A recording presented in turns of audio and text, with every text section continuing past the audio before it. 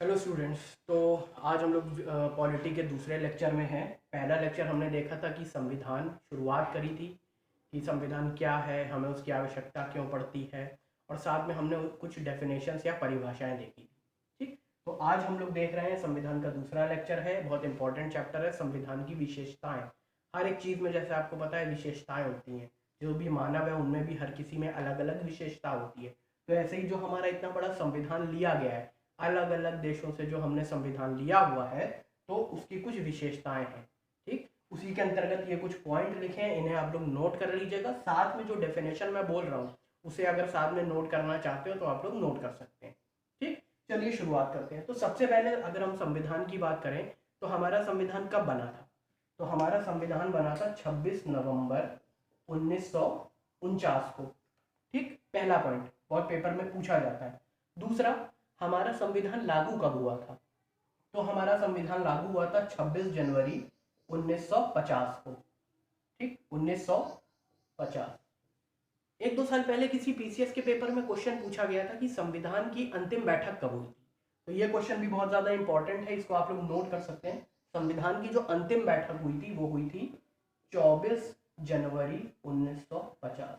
मतलब जब हमारा संविधान लागू होने वाला था उससे 2 दिन पहले। ठीक है, अंतिम बैठक। अब जब हमारा संविधान बना, ऐसा कहा जाता है, ये बात सत्य भी है, कि हमारा जो संविधान है वो पूरी दुनिया में सबसे बड़ा संविधान है। ठीक है, और जो अमेरिका का संविधान है वो सबसे पुराना संविधान है। ठीक, तो इसकी अगर हम विशेषताओं के बीच में आते हैं तो सबसे पहली विशेषता है सबसे लंबा लिखित संविधान। तो भारत के संविधान के बारे में कहा जाता है कि ये सबसे लंबा लिखित संविधान है, सबसे बड़ा संविधान है।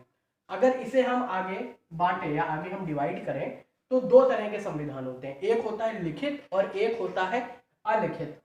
ठीक है, तो लिखित संविधान हो गया जैसे कौन सा? अमेरिका का संविधान हो गया, हमारा संविधान हो गया, फॉर एग्जाम्पल अमेरिका का संविधान। और अलिखित संविधान क्या होता है? जैसे कि ब्रिटेन का संविधान। ठीक है, तो अलिखित होता है आपका ब्रिटेन का संविधान।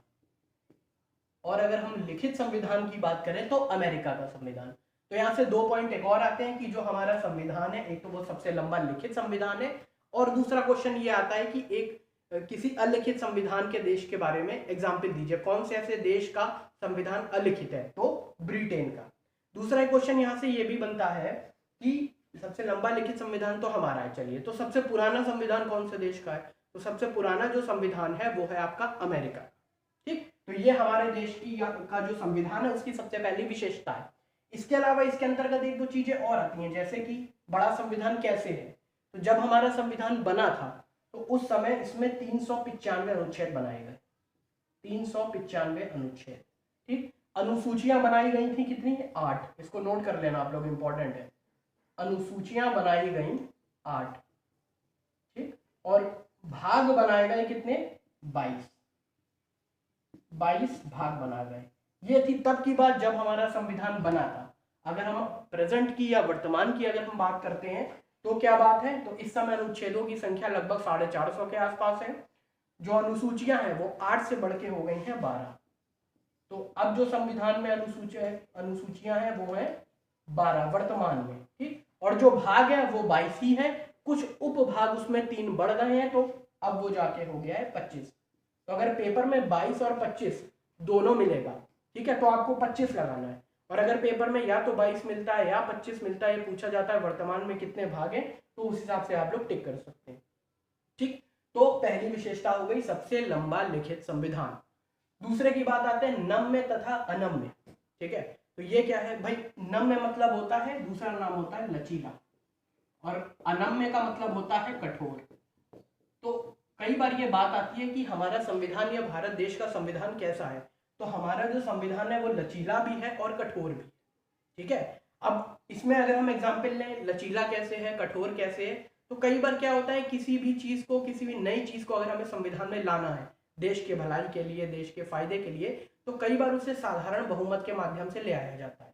2/3 की वोटिंग होती है सदन में और उसके बाद वो आराम से पारित हो जाता है।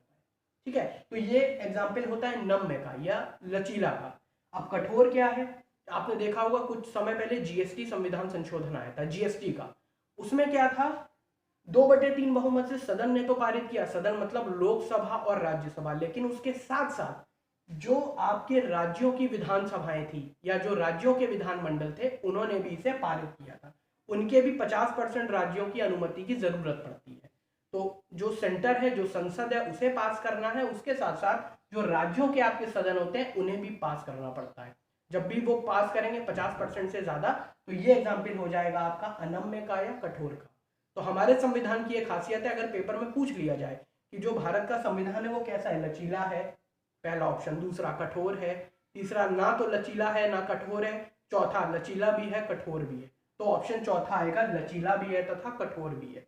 तो ये उस समय पे लागू होता है या उस समय की जो भी विशेषताएं, जो भी कंडीशंस होती हैं, उसके हिसाब से ये सारी चीजें बनती हैं। ठीक, तो दो हमने विशेषताएं देखी। विशेषताएं बहुत सारी हैं, लेकिन जो खास है इसमें विशेषताएं, बस उसी में हम देखेंगे, उसी की बात करेंगे।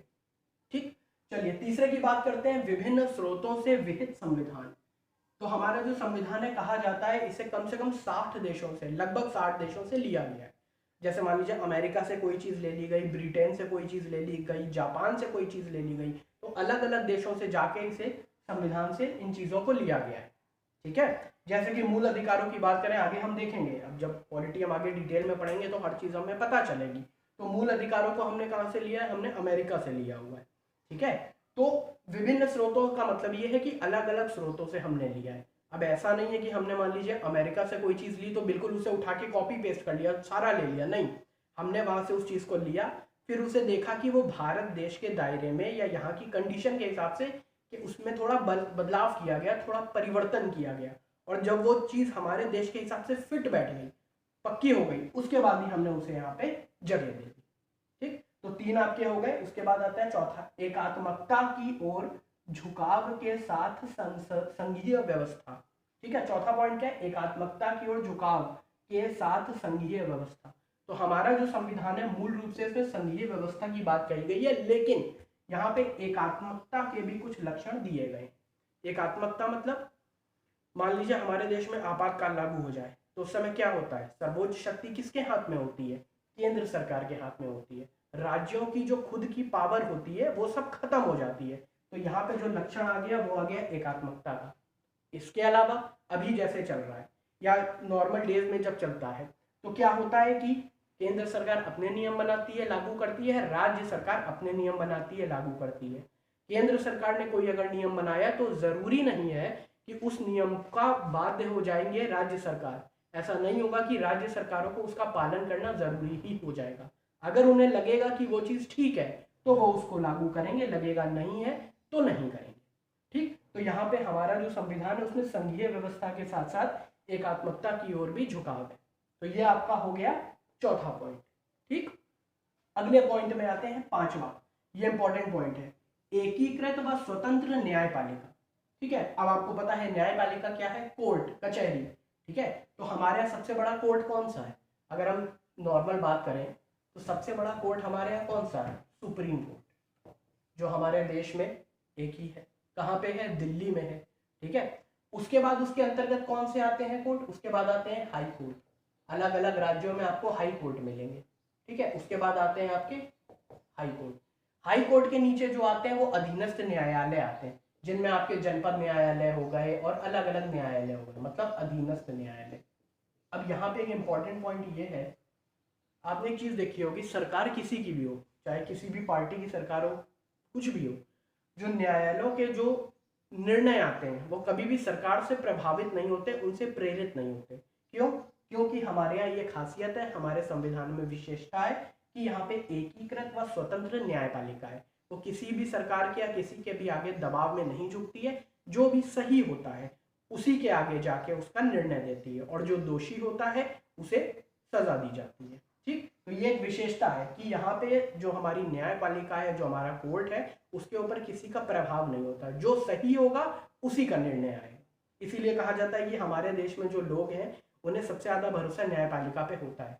उनके पास अंतिम रास्ता ये होता है कि अगर भाई सरकार ने उनकी बात नहीं सुनी, किसी और ने बात नहीं सुनी, तो वो व्यक्ति जाता है न्यायपालिका में, उसे विश्वास होता है कि वहां से उसे न्याय मिलेगा। ठीक, चलिए अगले पॉइंट पे आते हैं, बहुत इंपॉर्टेंट है, मौलिक अधिकार या मूल अधिकार। अभी मैंने बताया इसे हमने कहाँ से लिया है, अमेरिका से लिया है। तो मूल अधिकार के बारे में विस्तृत चर्चा हम आगे आने वाले चैप्टर में देखेंगे। आपका चैप्टर है मूल अधिकार के बारे में अभी इतना जानिए कि ये अमेरिका से लिया गया है और कुछ ऐसे अधिकार दिए गए हैं इस देश के नागरिकों को जिससे वो यहाँ पे आराम से रह सकते हैं, कहीं घूम सकते हैं, जा सकते हैं, पढ़ाई कर सकते हैं और बहुत सारी चीज़ें दी गई हैं। ठीक है, तो कहाँ से कहाँ तक है, सबसे इंपॉर्टेंट पॉइंट है ये भाग 3 के अंतर्गत आते हैं। भाग 3 के अंतर्गत आते हैं, ये याद कर लीजिएगा। और साथ में 12 से 35 ये क्या है, अनुच्छेद 12 से 35 के अंतर्गत मूल अधिकारों के बारे में बात की गई है। ठीक, कौन से भाग के अंतर्गत, भाग 3 अनुच्छेद 12 से 35।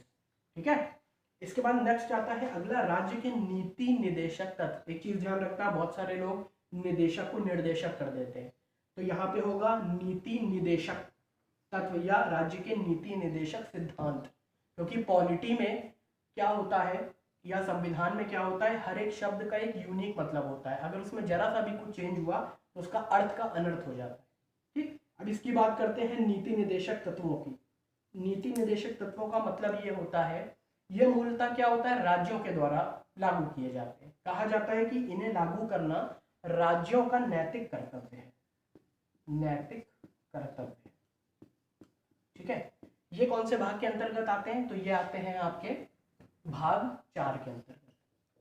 नीति निदेशक तत्व आते हैं भाग 4 के अंतर्गत। इन्हें लिया कहां से गया है, तो इन्हें लिया गया है आयरलैंड के संविधान से। ठीक है, आयरलैंड से, इन्हें याद कर लेना, इंपॉर्टेंट पॉइंट है, बाकी डिटेल में हम आगे सब देखेंगे।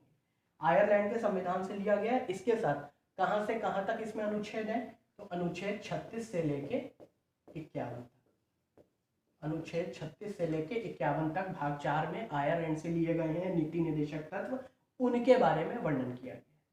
ठीक है, इसमें और डिटेल में जब हम इस चैप्टर में आएंगे तो पूरा डिटेल में बात करेंगे। अभी ये जो हम विशेषताएं पढ़ रहे हैं उसके अंतर्गत एक विशेषता ये भी है, इसमें ये बताया गया है कि राज्यों का ये कर्तव्य है कि जो राज्य है उसके जो नागरिक हैं उन्हें गरीबी से दूर रखना, अगर किसी के पास काम नहीं है तो उन्हें काम की उपलब्धता कराना, मुहैया कराना। इसका एक एग्जाम्पल ले लो, इन्हीं में से आर्टिकल में एक बात ये कही गई है, देखा होगा आपने, सड़क पे जाते हो लोग नगर निगम का या किसी और चीज़ का बैनर पहने रहते हैं, सड़क पे काम करते रहते हैं, नगर निगम के लोग होते हैं, तो वो सारी चीज़ें इसी के अंतर्गत आती हैं। ये राज्य की जिम्मेदारी है कि जो लोग यहाँ पे योग्य हैं, जो काम कर सकते हैं, उन्हें रोजगार मुहैया करवाए। ठीक है, गरीबी को कम करे और धीरे धीरे करके खत्म करे। तो ये सारी चीजें इसी आपके नीति निदेशक सिद्धांत के अंतर्गत आती हैं। ठीक है, एक खास बात और है, एक अंतर है मूल अधिकार और नीति निदेशक तत्वों में, इसको जान लो। मूल अधिकार, मान लो सरकार ने कोई ऐसा नियम बना दिया जो किसी व्यक्ति को लगा कि उसके मूल अधिकारों का हनन हो रहा है, ठीक है, तो वो क्या कर सकता है, सीधे सुप्रीम कोर्ट की शरण में जा सकता है। ठीक है, ये वाद्य योग्य है साधारण भाषा में। लेकिन अगर हम नीति निदेशक के बारे में बात करें तो ऐसा नहीं है कि कोर्ट इसे लागू करवा सकता है।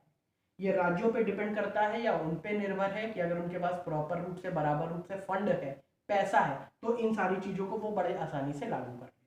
ठीक है, तो ये एक फर्क है, साधारण भाषा में ये वाद्य योग्य है,